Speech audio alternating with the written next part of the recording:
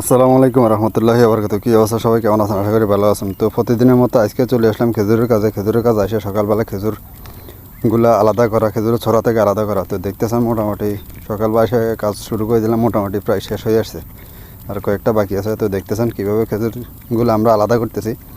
আর এগুলো আলাদা করে আমাদের দেশের ধান যেভাবে আমরা রোদে দিয়ে এইভাবে সুন্দর করে চারিদিকে মেলে দিয়ে শুকাতে হবে।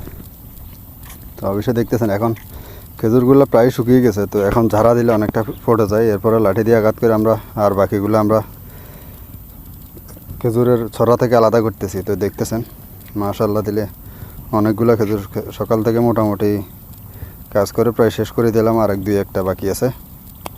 তো দেখতেছেন কীভাবে আমরা খেজুরগুলো আলাদা করে আবার শুকাইতে দিই। অবশ্যই দেখতে পাইতেছেন এই যে এইভাবে যখন চাকি দিই তখন সবগুলো পড়ে যাচ্ছে, কেননা নিয়ম মতো শুকিয়ে গেছে এই জন্য। তো অবশ্যই ভিডিওটা